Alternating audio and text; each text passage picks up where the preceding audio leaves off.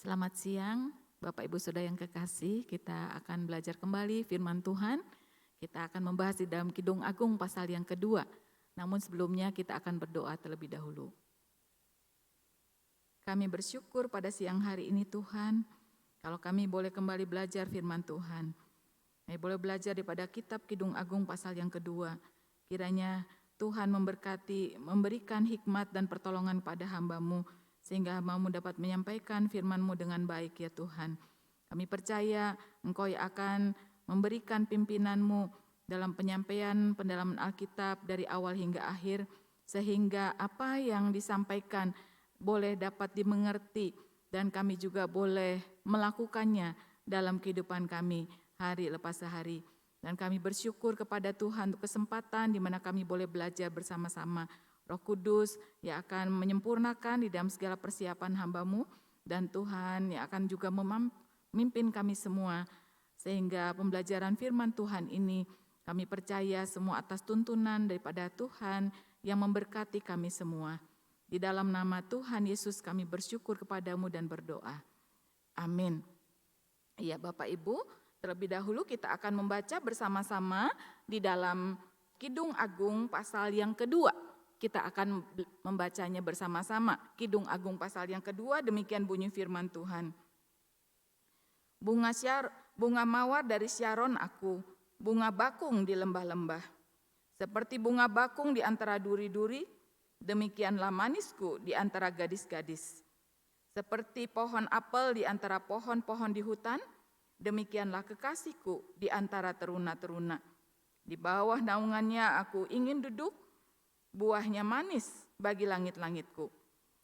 Telah dibawanya aku ke rumah pesta, dan panjinya di atasku adalah cinta. Kuatkanlah aku dengan penganan kismis, segarkanlah aku dengan buah apel, sebab sakit asmara aku. Tangan kiriku ada di bawah kepalaku, tangan kanannya memeluk aku. Kusumpahi kamu, putri-putri Yerusalem, demi kijang-kijang atau demi rusa-rusa betina di padang. Jangan kamu membangkitkan dan menggerakkan cinta sebelum diingininya. Dengarlah kekasihku, lihatlah ia datang, melompat-lompat di atas gunung-gunung, meloncat-loncat di atas bukit-bukit. Kekasihku serupa kijang atau anak rusa. Lihatlah, ia berdiri di balik dinding kita, sambil menengok-nengok melalui tingkap-tingkap dan melihat dari kisi-kisi. Kekasihku mulai berbicara kepadaku, bangunlah manisku, jelitaku, marilah. Karena lihatlah, musim dingin telah lewat, hujan telah berhenti dan sudah lalu. Di ladang telah nampak bunga-bunga, tibalah musim memangkas. Bunyi tekukur terdengar di tanah kita. Pohon ara mulai berbuah dan bunga-bunga anggur semerbak baunya. Bangunlah manisku, jelitaku, marilah. Merpatiku di celah-celah batu, di persembunyian lereng-lereng gunung, perlihatkanlah wajahmu, perdengarkanlah suaramu, sebab merdu suaramu dan elok wajahmu. Tangkaplah bagi kami rubah-rubah itu, rubah-rubah yang kecil, yang merusak kebun-kebun anggur kami yang sedang berbunga. Kekasihku kepunyaanku dan aku kepunyaan dia, yang mengembalakan domba di tengah-tengah bunga bakung. Sebelum angin senja berembus dan bayang-bayang menghilang, kembalilah kekasihku, berlakulah seperti kijang atau seperti anak rusa di atas gunung-gunung tanaman rempah-rempah. Demikian bunyi firman Tuhan yang sudah kita baca di dalam Kidung Agung pasal yang kedua. Bapak Ibu Saudara yang kekasih, kita melihat di dalam ayat yang pertama dikatakan bunga mawar dari Syaron aku, bunga bakung di lembah-lembah. Ketika kita membaca di dalam Kidung Agung pasal 2 ini, maka kita melihat satu puisi yang berisi puisi yang bergantian antara mempelai laki-laki dan mempelai wanita. Di mana pada ayat pertama mempelai wanita mengakui atau menganggap dirinya sebagai mawar Syaron. Syaron itu adalah sebuah dataran subur yang terbentang dari Mediterania sampai dengan kota berbukit di Yerusalem, bagian barat. Dan panjang kota itu kurang lebih 48 km dan lebarnya kurang lebih 13-24 km. Lembah Sharon adalah tempat untuk merayakan tradisi upacara kecantikan dan kesuburan. Bunga mawar ini berwarna putih, kuning, dan ungu, berdaun seperti rumput.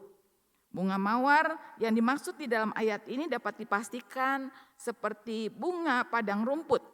Jadi bunga ini hampir disamakan dengan bunga lili, karena dikatakan kata Sharon di sini kemungkinan menunjukkan kepada wilayah Sungai Yordan yang terdapat di dalam 1 Tawarikh 5 ayat yang ke-16. Jadi satu daerah di Galilea antara Gunung Tabor dan Danau Galilea. Sehingga kalau kita melihat bunga atau mawar Sharon di sini juga sebagai satu perbandingan, satu ibarat dirinya mengatakan bunga atau mawar Sharon aku. Kemudian dikatakan di sana bukan hanya digambarkan sebagai mawar Sharon, tetapi dikatakan bunga bakung, ya, yaitu bakung-bakung di lembah-lembah. Jadi dia mengibaratkan dirinya juga sebagai bunga bakung di lembah.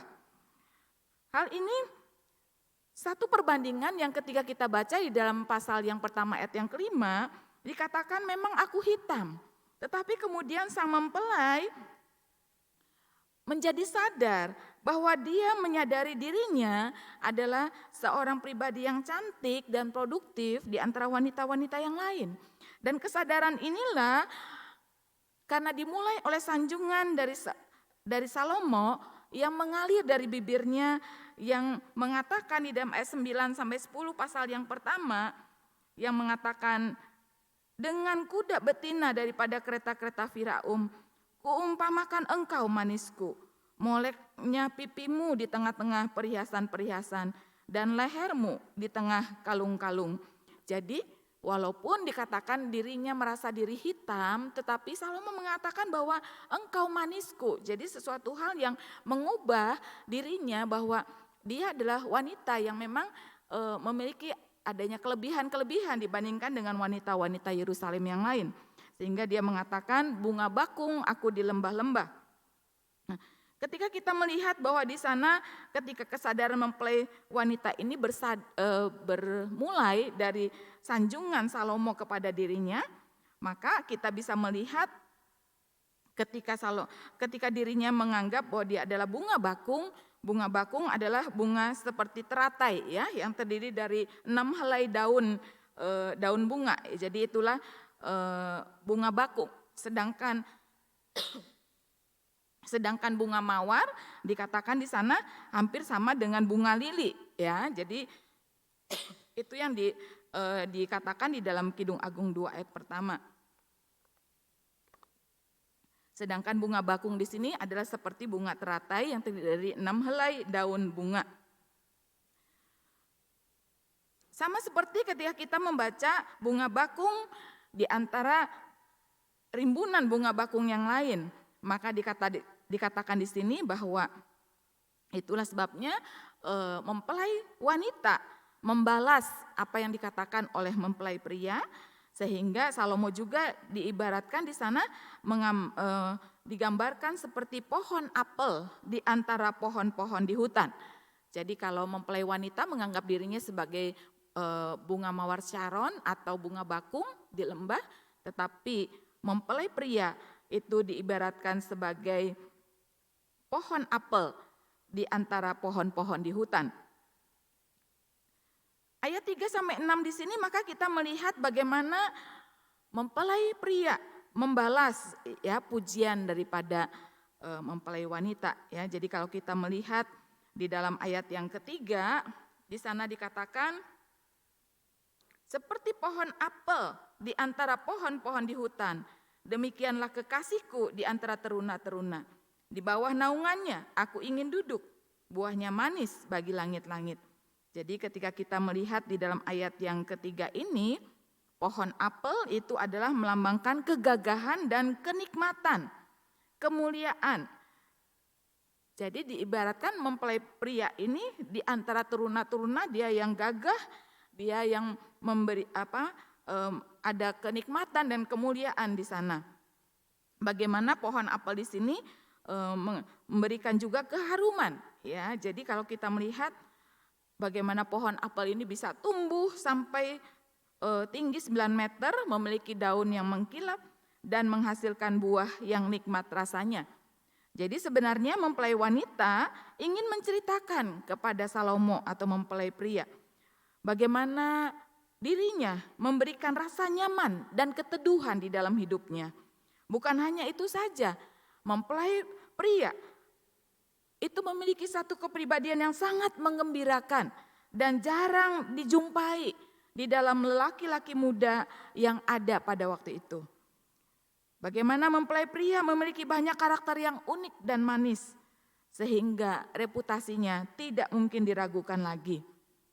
Itulah sebabnya dikatakan di bawah naungannya aku ingin duduk. Jadi satu ungkapan memberikan isyarat bagaimana mempelai pria memberikan jaminan keamanan, kenyamanan dan juga ketenangan apabila mempelai wanita dekat dengannya. Bagaimana dikatakan di sana, aku ingin duduk di bawah naungannya. Dikatakan di bawah naungan ini adalah satu metafora yang menyatakan tentang perlindungan.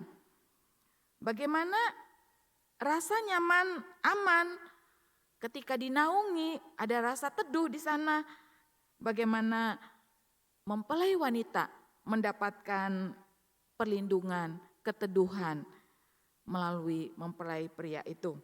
Sehingga kalau kita melihat bagaimana ketika mempelai wanita di dalam pasal 1 dia mengalami kegelisahan ketika dia harus bekerja di bawah matahari sehingga kulitnya menjadi hitam. Tetapi kini dia menyadari bahwa ketika dia bernaung di bawah naungan daripada mempelai pria, maka dia merasakan bahwa kulitnya tidaklah merasakan menjadi hitam lagi, tetapi dia merasakan sesuatu yang lebih nyaman, ada satu keteduhan. Dia tidak lagi mengungkapkan bagaimana kegelisahan, ketakutannya, tetapi dia menyatakan tentang keteduhan hatinya ketika dia ada di dekat mempelai pria. Demikian juga kalau kita melihat frase yang mengatakan bahwa buahnya manis bagi langit-langitku. Itu mengungkapkan satu romantika cinta yang berharga di mata seorang wanita. Bagaimana dilihat dari bentuk fisiknya, orang melihat bahwa buah apel itu begitu memikat. Enak dipandang, namun juga rasanya begitu manis. Begitu pula ketika mempelai wanita mendapatkan cinta daripada mempelai pria, maka dikatakan buahnya manis bagi langitku. Jadi dia merasakan cinta yang diberikan oleh mempelai pria begitu manis. Di ayat yang keempat dikatakan, telah dibawanya aku ke rumah pesta dan panjinya di atasku adalah cinta. Panjinya di atasku adalah cinta. Ayat ini memperlihatkan bahwa mempelai pria tidak ragu-ragu lagi mengumandangkan cintanya kepada mempelai wanita di depan banyak orang.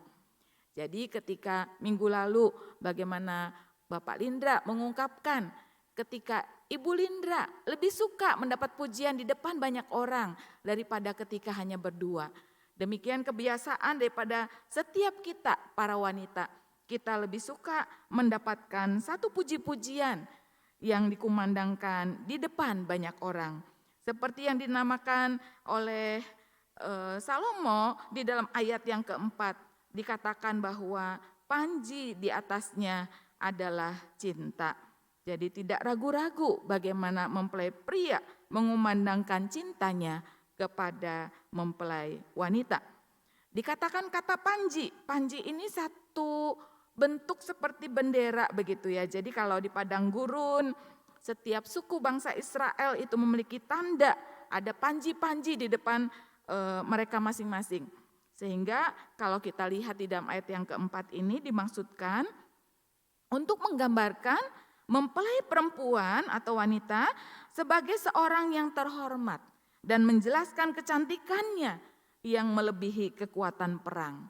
Jadi intinya adalah mempelai pria tengah memuja mempelai wanita yang sungguh mereka kemudian berkomitmen bersama-sama untuk membentuk ikatan cinta yang tidak akan terpisahkan. Jadi hal yang luar biasa ya, bagaimana dikatakan panji di atasku adalah cinta. Jadi mereka sungguh-sungguh memiliki satu komitmen ikatan cinta kasih yang tidak akan terpisahkan. Sehingga di dalam ayat yang kelima dikatakan, kuatkanlah aku dengan penganan kismis. Segarkanlah aku dengan buah apel, sebab sakit asmara aku. Kidung cinta ini bagi mempelai wanita sangat melelahkan ya, di mana sang gadis ini mengatakan bahwa dia tidak tahan lagi dengan cinta kasih yang diberikan oleh mempelai pria. Ia tidak hanya mencintai sang kekasih, tetapi juga menempatkan mempelai wanita ini dengan sepenuh cinta yang terdalam di dalam dirinya. Sehingga dikatakan ia merasa sakit asmara ya. Seperti yang diungkapkan bahwa inilah satu bukti kesungguhan cinta yang diberikan oleh mempelai pria kepada mempelai wanita.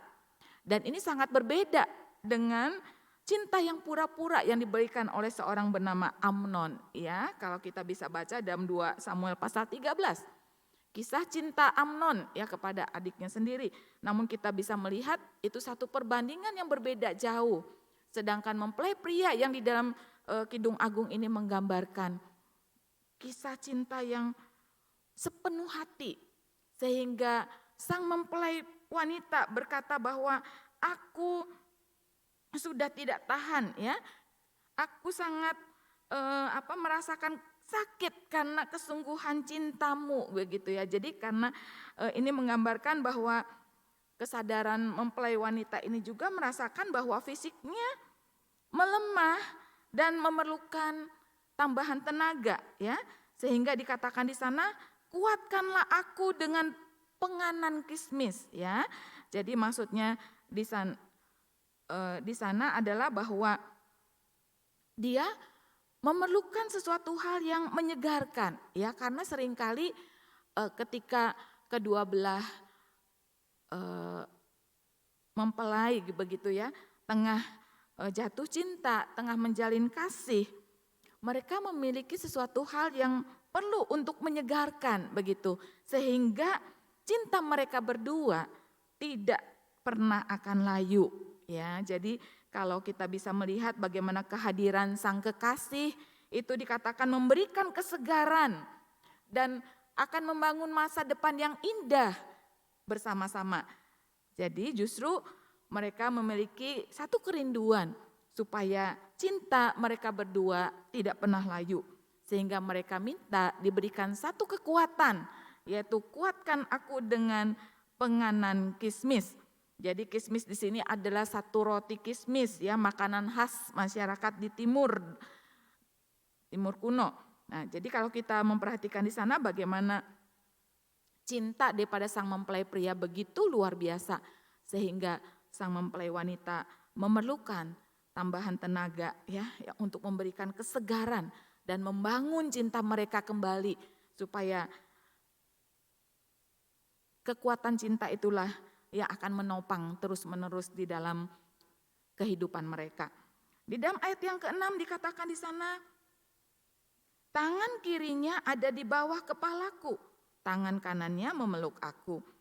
Ayat 6 di sini menyatakan bahwa satu situasi yang penuh kasih disertai dengan tangan yang memeluk ya. Jadi ada satu tanda, sesuatu sikap yang dinyatakan oleh mempelai pria kepada sang kekasih, ya itu dinyatakan dengan memberikan topangan begitu ya. Dinyatakan bagaimana bentuk topangan itu tengah ditunjukkan kepada mempelai wanita, yaitu dikatakan melalui dia memeluk mempelai wanita itu.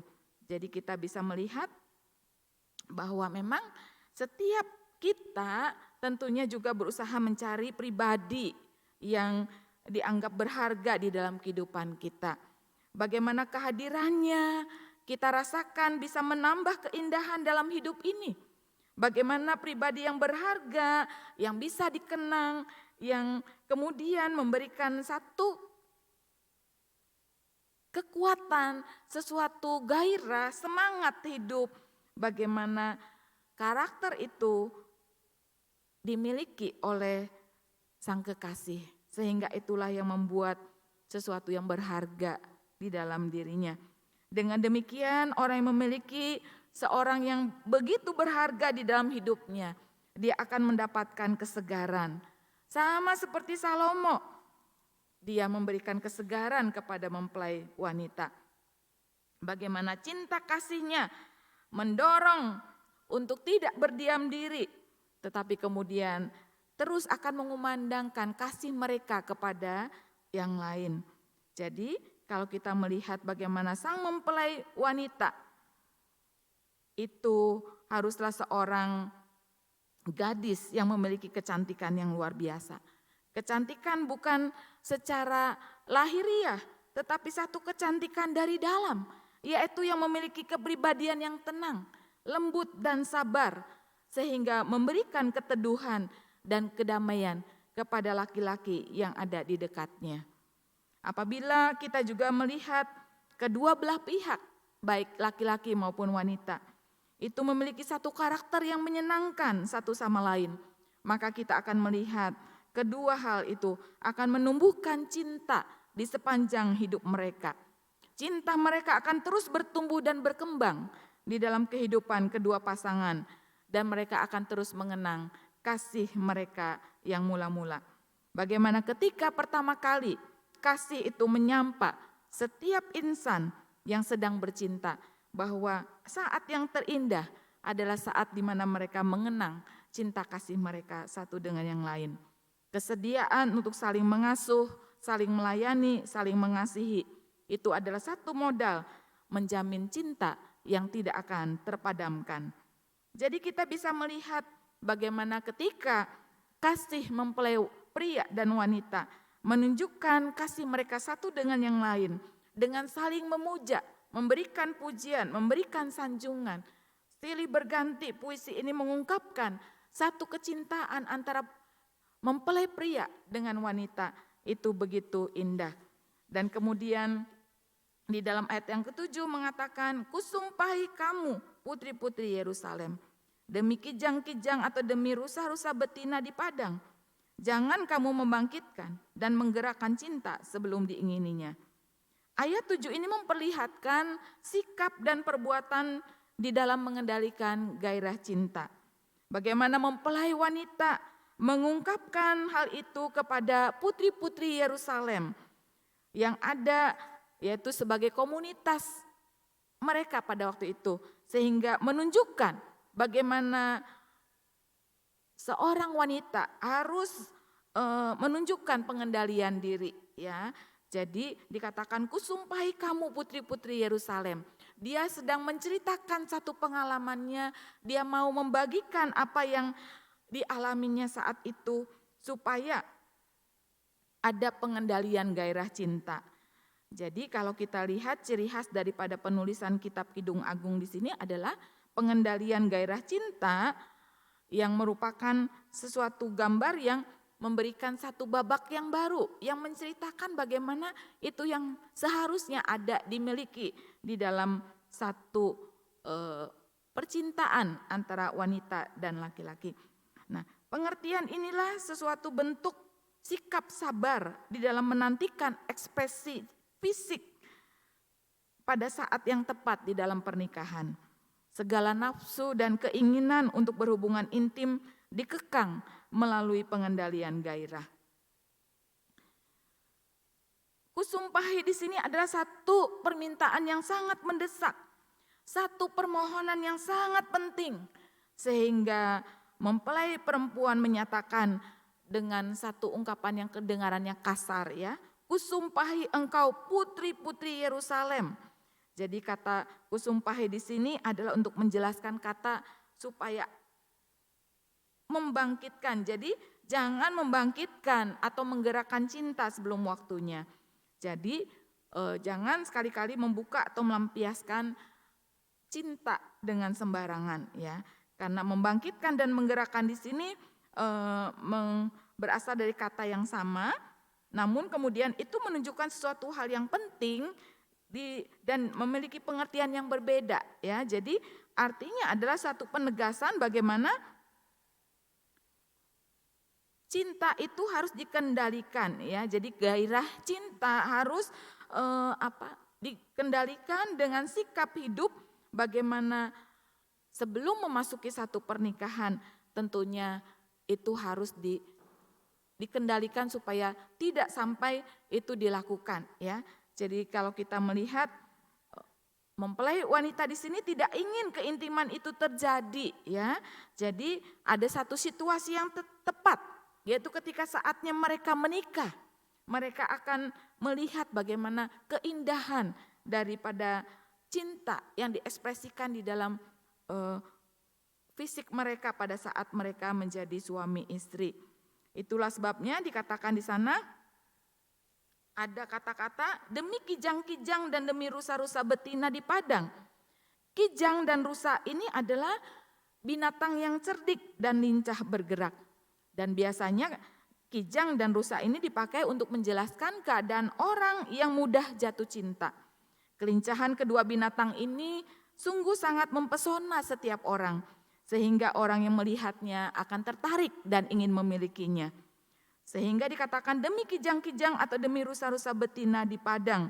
Maka kalimat itu mengingatkan kepada kita bahwa tingkah laku wanita-wanita Yerusalem pada waktu itu sudah sama seperti binatang yang tidak dapat dikendalikan nafsu dan gairah seksualnya. Nafsu binatang adalah nafsu yang tidak dapat dikendalikan atau dikekang. Binatang tidak pernah mempedulikan saat yang tepat untuk membangkitkan gairah fisiknya. Bahkan gairah fisik tersebut dilakukan secara bebas tanpa memperhatikan norma dan adat yang berlaku.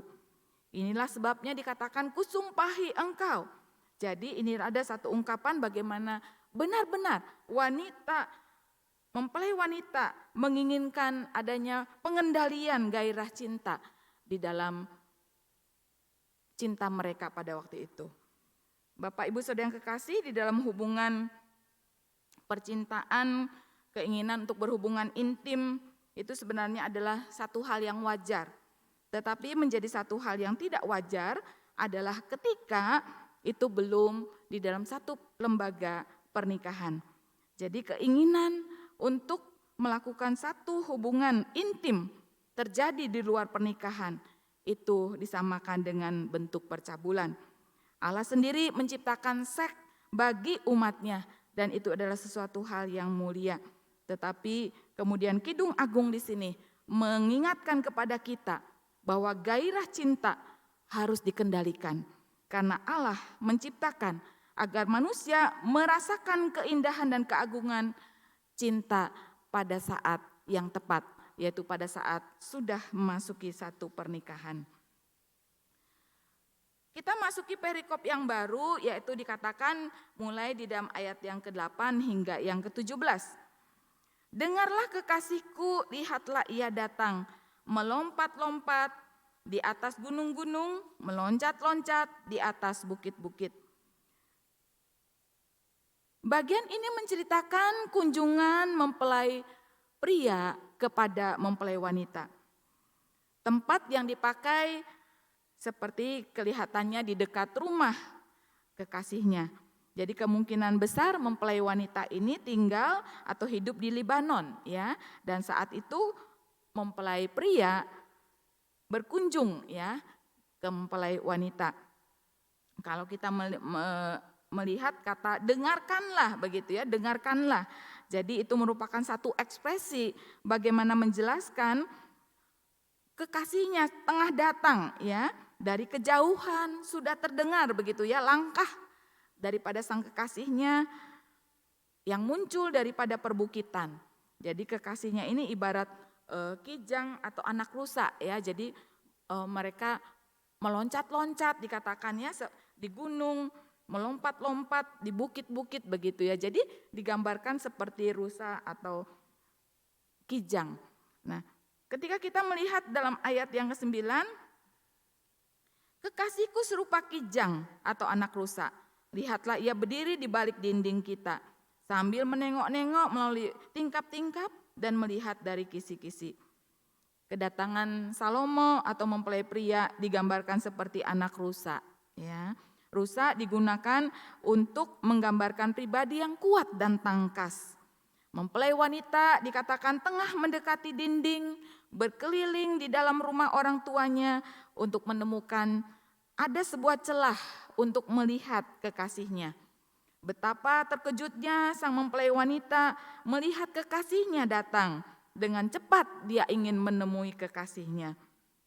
Jadi kita bisa melihat bagaimana mempelai wanita dengan segala kerinduannya ingin bertemu dengan sang mempelai pria di balik dinding-dinding. Ia menengok dan melihat tingkap-tingkap, melihat dari kisi-kisi. Jadi bagaimana gunung dan bukit ini dilalui, karena itu merupakan satu kekuatan cinta bagi mereka ya. Jadi kijang dan anak rusa ini adalah simbol daripada kekasih yang sedang jatuh cinta. Bagaimana gunung dan bukit pun dilalui untuk mereka bisa bertemu.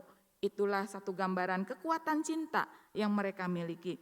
Kemudian di dalam ayat yang ke-10 dikatakan, kekasihku mulai berbicara kepadaku, bangunlah manisku, jelitaku, marilah. Bagaimana kemudian mempelai pria meminta kekasihnya untuk bangun dan pergi jalan bersama-sama. Bangunlah manisku, jelitaku, marilah.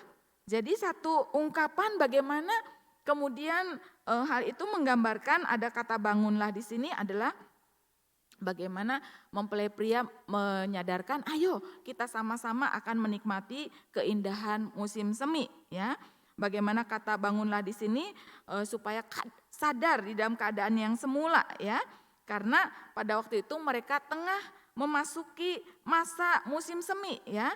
Jadi kalau kita melihat musim dingin sudah berlalu dan saat ini mereka tengah memasuki musim semi ya. Musim yang begitu indah. Dikatakan bagaimana kemudian cinta mereka tengah bersemi begitu ya. Jadi digambarkan bagaimana cinta kedua belah antara pria dan wanita ini tengah begitu bersemi. Sehingga semuanya ada dan keduanya menampakkan satu kesegaran yang baru. Diungkapkan di dalam ayat yang ke-11 dan 12, karena lihatlah musim dingin telah lewat. Hujan telah berhenti dan sudah berlalu. Di ladang telah nampak bunga-bunga, tibalah musim memangkas, bunyi tekukur terdengar di tanah kita. Jadi dikatakan musim semi ini dipakai sebagai tanda berlalunya musim dingin. Pada saat musim dingin berlangsung, seringkali turun hujan. Dan ketika musim semi tiba, bunga-bunga mulai tumbuh, bermekaran, hingga jatuh ke tanah dan itu sangat indah, penuh warna-warni bunga. Dan kemudian bagi merpati, musim semi itu adalah saat yang tepat untuk mereka berkembang biak. Dengan kicauan yang merdu, maka merpati berusaha untuk menarik perhatian pasangannya agar mereka segera berkembang biak. Namun kemudian dikatakan di sana ada kata pohon anggur ya. Pohon anggur yang berbunga juga menggambarkan keindahan sebelum anggur itu berbuah. Jadi musim semi menunjukkan bagaimana pertunjukan dari situasi dan kondisi yang sangat menyenangkan. Jadi musim semi di sini adalah satu pertunjukan dan situasi yang sangat menyenangkan bagi mereka. Dan sifat yang berdasar dari cinta yang bersemi adalah satu keinginan untuk menjadi satu di tempat yang nyaman. Kerinduan bersatu tumbuh saat mereka sedang menjalin kasih. Akan tetapi yang seringkali ditemui adalah kerinduan untuk bersatu memudar setelah keduanya memasuki pernikahan. Berbagai permasalahan datang baik dari dalam maupun dari luar. Dan apabila permasalahan itu ada, maka tentunya kedua pasangan itu harus merenungkan kembali kasih mereka. Keduanya harus menemukan waktu yang tepat secara khusus untuk menemukan solusi atas masalah yang mereka hadapi. Sehingga kalau kita memperhatikan di dalam ayat yang ke-14, merpatiku di celah-celah batu, di persembunyian lereng-lereng gunung, perlihatkanlah wajahmu, perdengarkanlah suaramu, sebab merdu suaramu dan elok wajahmu.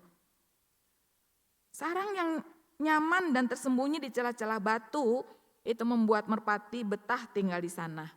Namun, terus-menerus tinggal di dalam sarang tidaklah baik. Karena satu dengan yang lain, burung satu dengan yang lain itu perlu waktu untuk berinteraksi dengan merpati-merpati yang lainnya. Demikian juga dengan kehidupan mempelai wanita dan mempelai pria. Mereka membutuhkan waktu khusus untuk mereka saling mendengarkan suara, untuk mereka bisa melihat pesona mereka, pesona satu dengan yang lainnya. Dan ada saat-saat di mana satu momen mereka akan menumbuhkan cinta mereka kembali. Jadi ada saat-saat di mana tentunya mungkin cinta mereka sudah mulai berkurang, itu mereka harus menumbuhkan cinta itu kembali. Sehingga ada satu waktu di mana mereka harus mencurahkan isi hati mereka, begitu ya. Sehingga dikatakan di sana, perhatikanlah wajahmu, perdengarkanlah suaramu, ya. Satu kerinduan untuk terus bersama-sama dari hati ke hati, menceritakan apa yang menjadi kondisi saat itu. Jadi ketika merpati-merpati digambarkan ada di celah-celah batu, ada di persembunyian, tentunya harus memperlihatkan wajahnya saat itu, memperdengarkan suaranya, sebab ada satu kerinduan dari sang kekasih untuk mendengarkan suaranya dan untuk melihat elok wajahnya. Itulah sesuatu ungkapan yang menunjukkan satu kerinduan untuk kedua belah pihak bersekutu dan saling bercakap-cakap, saling mengutarakan isi hati mereka. Bapak Ibu Saudara yang kekasih, di dalam satu jalinan kasih satu dengan yang lain antara laki-laki dan wanita, tentunya kita juga harus ada komunikasi. Ada saat, ada waktu di mana kita harus berkomunikasi. Tidak mungkin satu dengan lain saling menyembunyikan diri, saling memisahkan diri satu dengan yang lain. Tetapi ada saatnya mereka juga harus keluar daripada persembunyian mereka. Dalam arti mereka harus meluangkan waktu bersama-sama untuk bisa bercakap-cakap bersama-sama.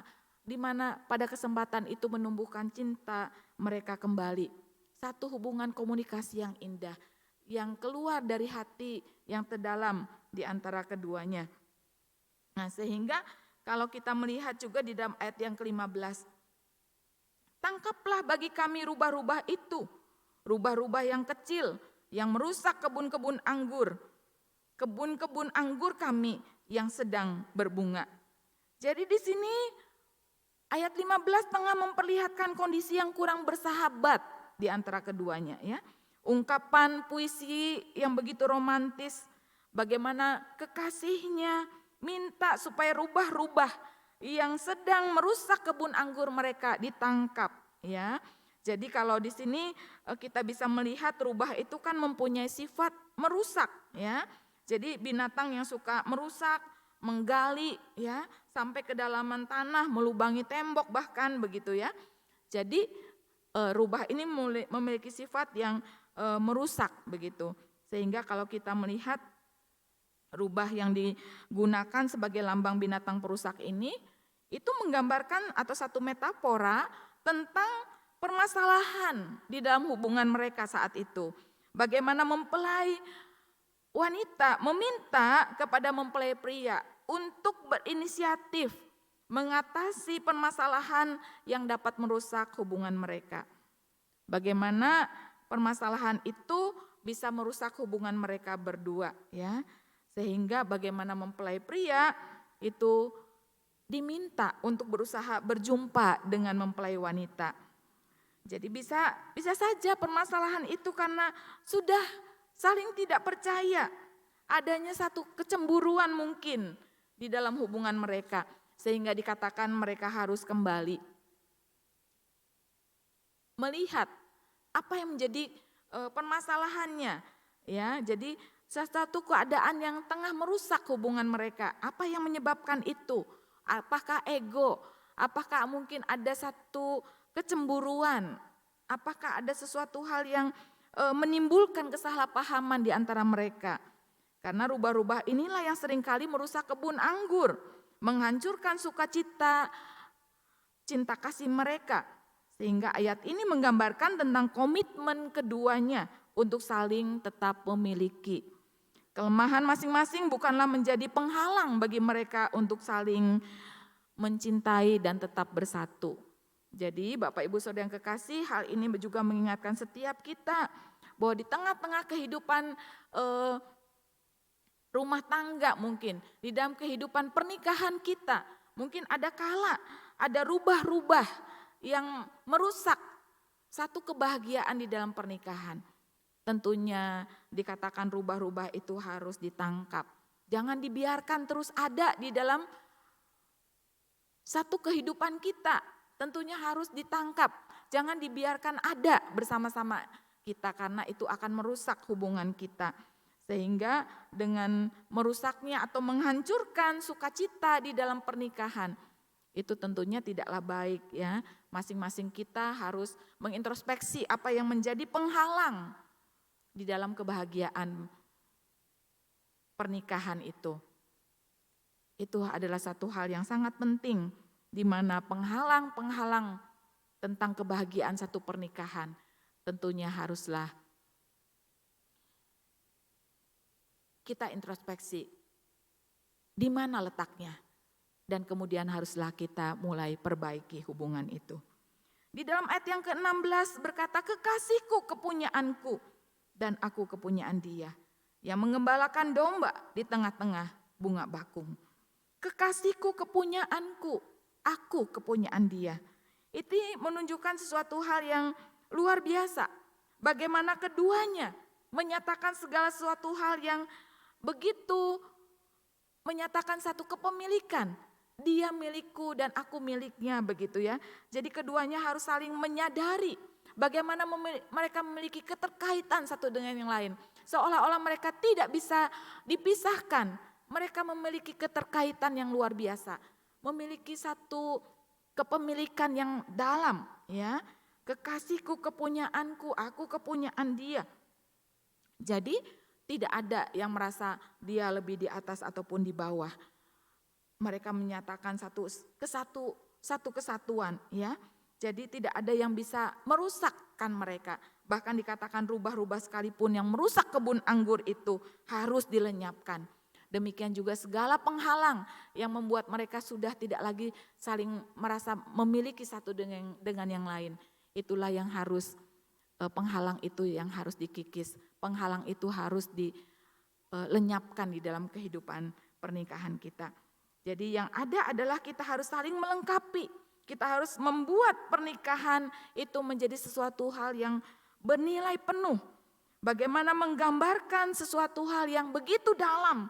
Saling memiliki, saling ingin terus memberikan sukacita. Adanya satu ketergantungan satu dengan yang lain.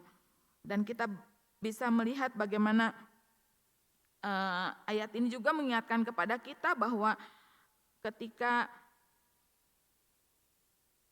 ayat yang ke-16b dikatakan yang mengembalakan domba di tengah-tengah bunga bakung. Jadi cinta kasih mereka itu saling mendukung satu dengan yang lain dan diibaratkan di sana ketika mereka tengah beristirahat di tengah kesibukan mengembalakan ya domba-dombanya. Di bagaimana cinta mendorong mempelai pria ini untuk terus berjuang mengembalakan domba. Menggembalakan domba-domba di antara bunga bakung. Intinya artinya apa? Bahwa sebenarnya di tengah-tengah kesibukan apapun mereka ingin berbicara, ya, ingin berbicara, ingin menunjukkan satu ketergantungan, adanya satu kualitas cinta yang menunjukkan mereka ingin bersama-sama ya. Sesuatu hal yang membuat mereka tetap saling mempesona satu dengan yang lain ya. Jadi hal itu dipancarkan. Bagaimana kemudian dikatakan di sana ada di dalam ayat 17 ya. Sebelum angin senja berembus, bayang-bayang menghilang, kembalilah kekasihku. Berlakulah seperti kijang atau seperti anak rusa di atas gunung-gunung tanaman rempah-rempah. Jadi satu hal yang mengatakan bahwa ada satu ungkapan bagaimana satu lokasi ya yang menjadi satu adanya penghalang untuk mereka melakukan sesuatu kasih mereka. Itulah tentunya ekspresi itu harus terkendali ya. Saatnya mereka memasuki satu pernikahan ya. Jadi kalau dikatakan kembalilah kekasihku. Jadi ada waktu masa-masa di mana mereka berduaan, ada di mana mereka juga harus menjauh ya karena mereka belum di dalam satu ikatan pernikahan. Jadi ada sesuatu hal yang berbeda ketika seseorang belum di dalam ikatan pernikahan dan di dalam ikatan pernikahan. Ketika di dalam ikatan pernikahan tentunya mereka akan terus bersama-sama. Tetapi ketika belum di dalam ikatan pernikahan, ada saat-saatnya mereka berpisah untuk sementara. Tetapi kemudian dikatakan ketika ada kata kembalilah kekasihku. Jadi ada satu saat kangen, rindu untuk bersama-sama kembali. Tetapi di dalam arti mereka tidaklah menjalin satu ikatan fisik yang lebih ya sebelum mereka di dalam pernikahan. Itulah sebabnya kalau kita melihat bagaimana romantika di dalam satu percintaan anak manusia, laki-laki dan wanita, mempelai laki-laki dan mempelai wanita. Ketika dia berjumpa, kemudian maka kita bisa melihat mereka tidak ingin ada jarak dan waktu membatasi mereka. Itulah sebabnya seorang yang sedang jatuh cinta, dia akan terus berupaya keras untuk berbagi suka dan duka. Dengan demikian perjalanan cinta mereka serasa indah, bagaikan alunan simfoni yang merdu di telinga mereka. Dan seperti musim semi, di mana mereka melihat saat yang tepat bagi tumbuhan untuk berbunga dan menunjukkan keindahan dan kecantikan mereka. Dan waktunya juga musim semi di mana burung merpati mulai berkembang biak. Demikian juga ada saatnya di mana kita dapat saling memperkuat dan menyatukan tali kasih di dalam ikatan cinta kita. Kita harus berupaya keras untuk menyingkirkan penghalang cinta itu. Misalnya rasa cemburu, rasa curiga, ego yang tinggi.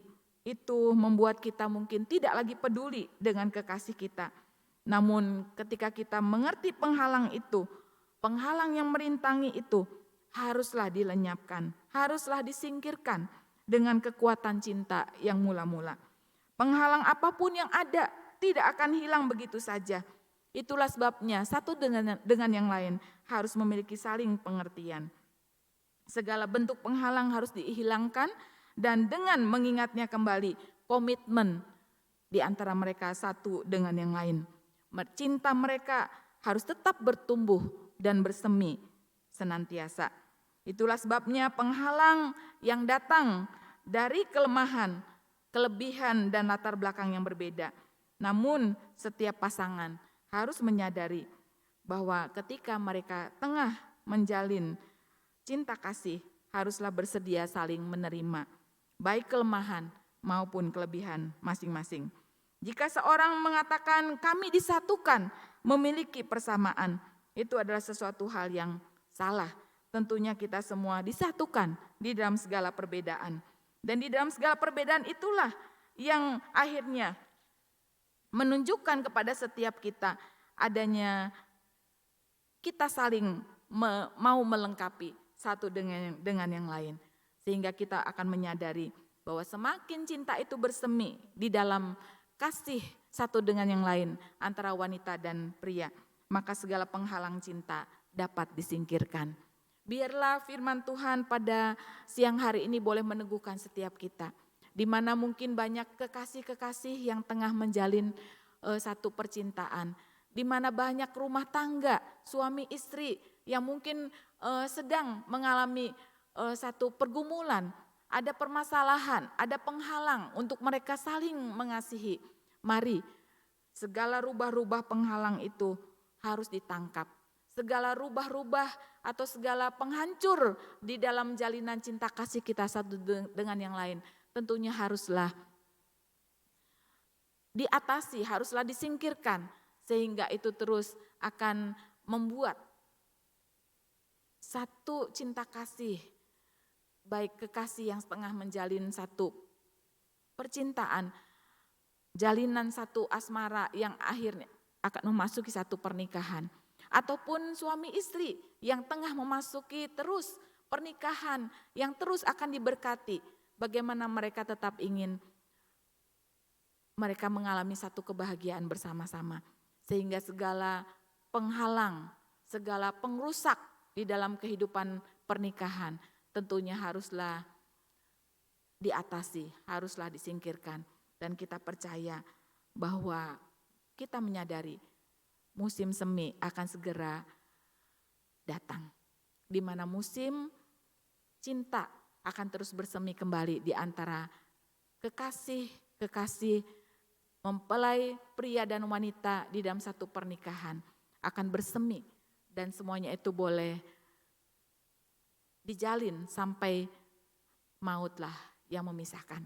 Biarlah firman Tuhan boleh menguatkan setiap kita untuk kita boleh merasakan bahwa Kidung Agung adalah satu puisi yang begitu indah yang ditulis oleh Salomo, di mana kita boleh menikmati satu romantika cinta yang Tuhan berikan kepada setiap umat manusia, pria dan wanita, dengan sesuatu romantika yang indah, di mana kasih Kristus hadir di dalam romantika cinta manusia. Amin. Dan biarlah kita sore hari nanti kita akan mendengarkan juga pemaparan yang akan disampaikan oleh Bapak Penatua Lindra Haryanto. Kita juga boleh belajar bersama-sama supaya kita semua boleh bertumbuh di dalam firman-Nya. Dan mari kita berdoa. Kami bersyukur Tuhan, hamba-Mu menyampaikan firman begitu sederhana. Kiranya Tuhan akan menyempurnakan seluruh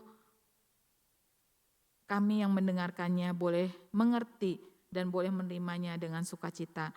Kami percaya Tuhan Kau yang akan memberkati, menyempurnakannya, dan biarlah firman-Mu lah yang menjadi landasan di dalam pernikahan kami, di dalam kehidupan di mana kami boleh menjalin cinta kasih antara wanita dan pria, antara laki-laki dan perempuan, di mana Tuhan memberikan rasa cinta itu ke dalam diri kami dan semuanya itu dikuduskan di dalam kasih yang Tuhan berikan bagi kami. Tuhan memberkati kami semua dan kami bersyukur kepada Tuhan untuk segala firman yang Tuhan berikan bagi kami. Kiranya Roh Kudus menyempurnakan bagi kami semua. Di dalam nama Tuhan Yesus kami berdoa. Amin. Selamat siang Bapak Ibu, Tuhan memberkati.